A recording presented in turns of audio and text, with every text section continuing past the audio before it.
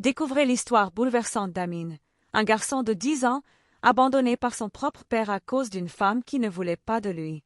Une histoire vraie de douleur, de trahison, mais aussi de courage et d'espoir.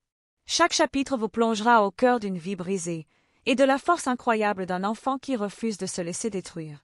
Abonnez-vous dès maintenant pour suivre cette saga poignante.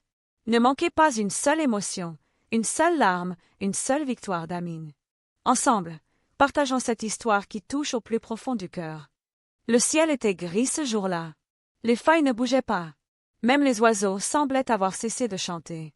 Assis sur une natte au fond de la cour, le petit Amin fixait la tombe fraîche de sa mère.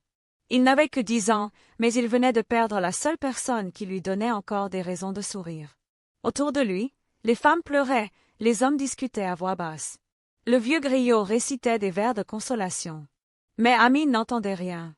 Il fixait la terre, cette terre rouge qui avait avalé sa mère. « Maman, tu avais promis de ne jamais me laisser, » murmura-t-il d'une voix tremblante. Son père, Daouda, était là, en boubou noir, le regard vide, debout à quelques mètres. Il ne s'était pas approché d'Amin. Il ne l'avait même pas regardé. Pas une main sur l'épaule. Pas un mot. La nuit, alors que les visiteurs étaient partis, Amin s'était glissé dans la chambre vide. Celle de sa mère. L'odeur de karité flottait encore dans l'air. Il a posé sa tête sur le pagne qu'elle mettait toujours pour dormir et s'est mis à pleurer. Un sanglot étouffé. L'eau. Profond. Un cri que personne n'entendait. Pendant ce temps, dans la pièce d'accent rave-côté, Daouda restait allongé, les bras croisés sur la poitrine, les yeux ouverts. Pas un mot. Pas un geste. Il ne pleurait pas. Il ne regardait pas Amin. 3 jours plus tard, au lieu de consoler son fils, Daouda partit au village. Il laissa Amin seul, avec un oncle qui ne disait jamais bonjour, et une tante qui l'appelait seulement pour laver les assiettes. Chaque soir, Amin s'asseyait sous le grand manguier de la cour, les yeux perdus dans le vide. « Maman, s'il te plaît, viens me chercher. » Mais la nuit ne répondait jamais. Une semaine s'était écoulée. Amin, plus maigre que jamais, balayait la cour avec un balai usé, quand il entendit le bruit d'une moto au loin. Il releva la tête, plein d'espoir. « Papa revient. » Il accourut vers la barrière. La poussière soulevée par la moto lui piquait les yeux, mais il souriait. Il allait enfin retrouver son père. Peut-être qu'il allait l'embrasser, le prendre dans ses bras. Mais ce n'est pas ce qui se passa. Daouda descendit de la moto, un sac en main, et juste derrière lui, une femme. Jeune, très bien habillée, les bras croisés, le visage froid. Amin resta figé. « Papa, c'est qui ?» murmura-t-il. Daouda baissa les yeux, visiblement gêné. Mais la femme prit la parole, sèchement. « Je suis Fanta, la nouvelle femme de ton père. » Amin sentit son cœur se serrer. La nouvelle femme? Sa mère venait à peine d'être enterrée. « Va ranger ses sacs dans la chambre à droite. »« Et vite !» lança Daouda d'un ton dur. Amin obéit sans rien dire. Dans la chambre, il déposa le sac de Fanta. Il vit qu'elle avait déjà tout, de beaux habits, du parfum, des chaussures neuves. Quand il revint dans la cour, il entendit son père dire « Je ne veux plus qu'il dorme dans notre maison.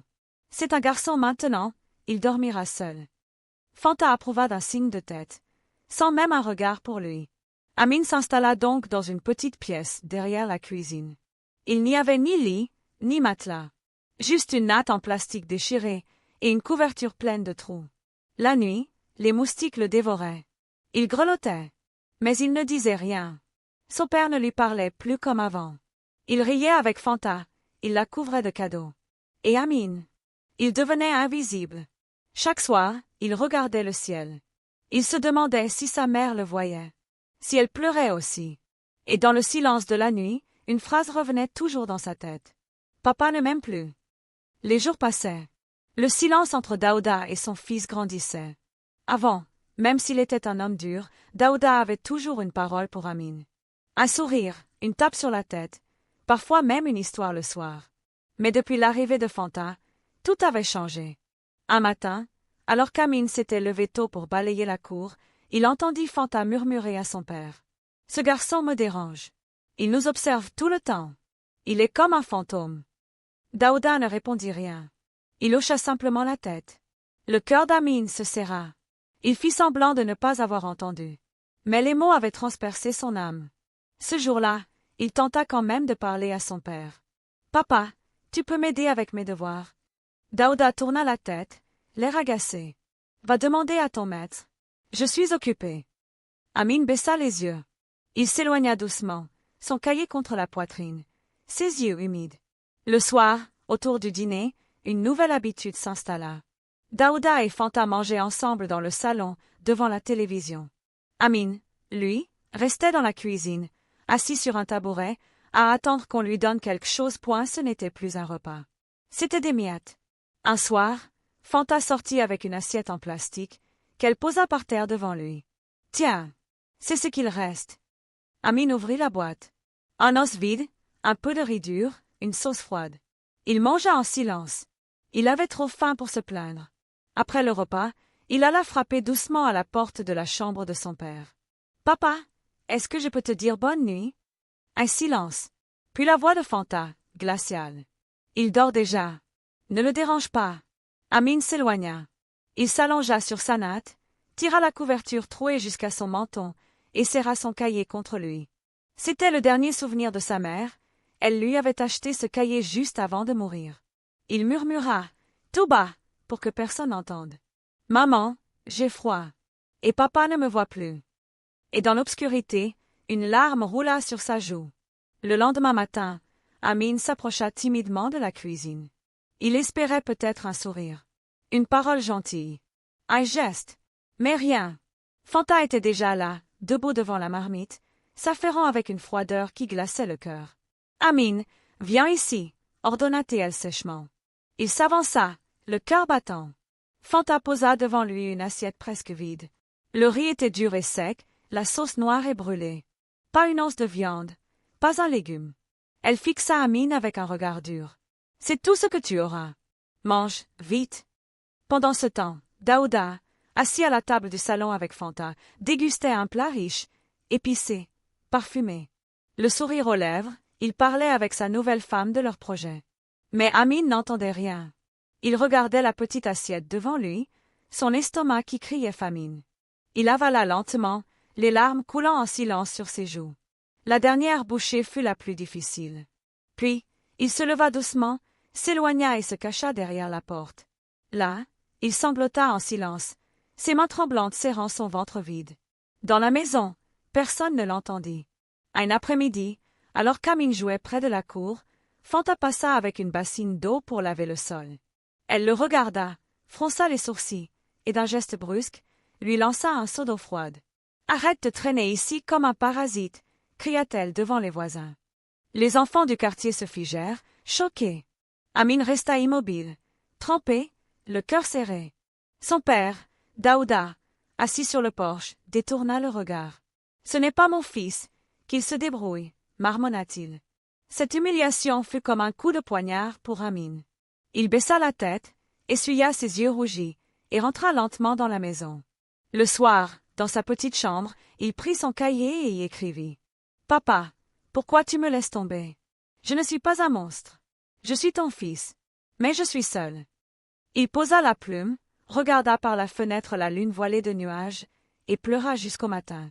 Les semaines passaient, et la méchanceté s'installait durablement dans la maison. Un matin, Amin trouva ses habits soigneusement pliés sur une chaise. Mais ce n'étaient pas ses vêtements. C'étaient ceux des enfants de Fanta, des pantalons courts déchirés, des chemises tachées, des sandales trop petites. « Porte ça. Ce sont mes anciens vêtements. Ça t'ira bien, » lança Fanta sans le regarder. Amin prit les vêtements sans un mot, le visage baissé. Il se changea dans un coin sombre de la cour, en sentant les regards des voisins. Certains murmuraient, d'autres détournaient la tête, honteux. Dans son miroir fissuré, il se vit, un garçon maigre, vêtu de guenilles, qui semblait plus petit que son âge. À l'école, ses camarades riaient quand ils voyaient ses habits.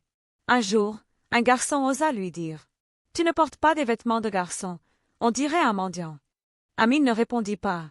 Il baissa les yeux et se retira dans un coin de la cour. Chez lui, personne ne remarquait. Mais chaque soir, dans son cahier, Amin écrivait « Un jour, j'aurai des habits neufs et un père qui m'aimera. » Un soir, après une dispute dans la maison, Daouda, pour la première fois, parla à Amin avec un dédain glacial. Fanta avait reproché à Amin d'avoir cassé une assiette. Daouda, furieux, regarda son fils droit dans les yeux et lâcha. « Ce garçon n'est pas mon sang. C'est le fils de ta mère, pas le mien. Je ne veux plus qu'il soit ici. » Amin sentit son cœur se briser en 1000 morceaux. Ces mots étaient des couteaux, plus tranchants que toutes les gifles reçues. Il courut dehors, s'assit sous le manguier, et hurla sa douleur dans la nuit. Mais personne ne l'entendit. Cette nuit-là, il écrivit dans son cahier, tremblant. « Mon père a dit que je ne suis pas son fils. Mais je suis là. Je suis vivant.